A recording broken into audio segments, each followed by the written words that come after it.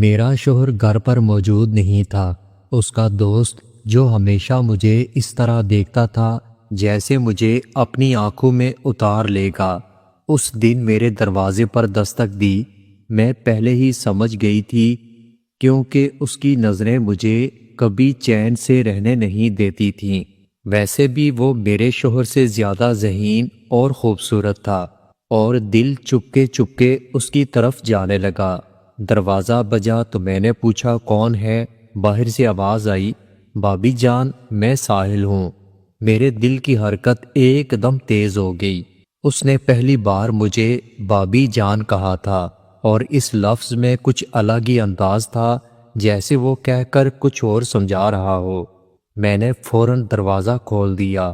میں نے اپنا چہرہ کچھ اداس بنایا، جیسے بیمار ہوں ویسے دکھایا۔ دھیرے سے کہا، میری کمر میں بہت درد ہے۔ ساحل نے ہنسی دباتے ہوئے جواب دیا، اگر آپ چاہیں تو میں بام لگا دیتا ہوں، درد جلدی ٹھیک ہو جائے گا۔ اس کی بات سن کر میری سانس تیز ہونے لگی۔ میں جانتی تھی کہ وہ اصل میں کیا کہہ رہا تھا، لیکن دل میرا بھی وہی چاہ رہا تھا۔ میں نے بس سر ہلا دیا اور وہ اندر آ گیا۔ کمرے کا ماحول ایک دم بدل گیا۔ اس نے بام نکالا، تھوڑا سا انگلی پر لگایا اور میرے پاس بیٹھ گیا۔ اس کا چہرہ میرے بالکل قریب تھا۔ اس کی سانسیں میری گردن کو چھو رہی تھیں۔ جیسے اس نے میری کمر پر بام لگانا شروع کیا، میرے دل کی دھڑکن بہت تیز ہونے لگی۔ اس کی انگلیوں کا لمس سیدھا دل تک اتر رہا تھا، کبھی وہ ہلکا سا دباتا، کبھی زیادہ۔ میں نے پلکیں بند کر لیں اور اپنے ہونٹ کاٹ لیے۔ ساحل دھیرے سے بولا، بھابی جان لگتا ہے بام اپنا کام کر رہا ہے۔ اس کی مسکراہٹ، اس کی نظریں، سب کچھ مجھے قابو سے باہر کر رہی تھیں۔ میں چپ چاپ تھی، لیکن اندر سے پورا جسم آگ کی طرح پگھل رہا تھا۔ اس کی انگلی کبھی کچھ نیچے چلی جاتی، کبھی کچھ اوپر۔ میں نے اس کے ہاتھ کو روکنا چاہا، لیکن روک نہیں پائی۔ کمرے میں صرف میری سانس کی آواز سنائی دے رہی تھی۔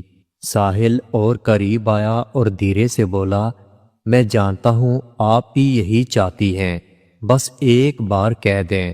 میں نے اس کی طرف دیکھا۔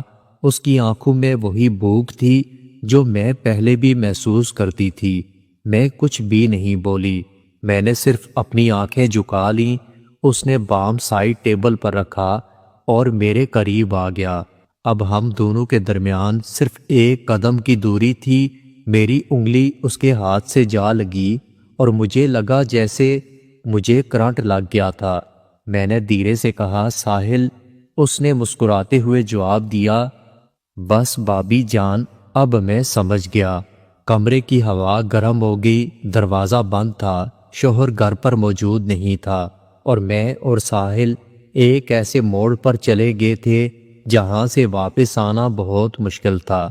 ساحل نے بام سائڈ پر رکھی اور سیدھا میری آنکھوں میں دیکھنے لگا۔ اس کی نظریں ایسی تھیں جیسے پورا جسم دیکھ رہی ہوں۔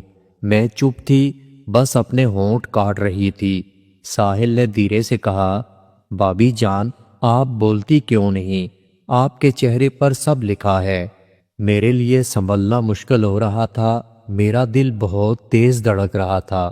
میں نے بس اپنا دوپٹہ کچھ اور سنبھالا اور پلٹ کر اسے دیکھنے لگی۔ وہ دھیرے سے میرے قریب آیا، اس کے ہاتھ میری کمر پر رک کے۔ میں ایک پل کے لیے سخت ہوئی، پر اگلے ہی لمحے میں نے اپنی آنکھیں بند کر لیں، جیسے میں بھی تیار ہو چکی تھی۔ ساحل نے ہلکی سی مسکراہٹ کے ساتھ کہا، ابھی درد کم کرنا ہے یا اور زیادہ کرنا ہے؟ میرے ہونٹوں پر ہلکی سی مسکراہٹ آئی، لیکن میں نے کچھ بھی نہیں کہا۔ اس کی آواز، اس کا لمس، سب کچھ میرے اندر گھوم رہا تھا۔ کمرے میں صرف لیمپ کی ہلکی روشنی تھی۔ اس روشنی میں اس کا چہرہ اور زیادہ صاف لگ رہا تھا۔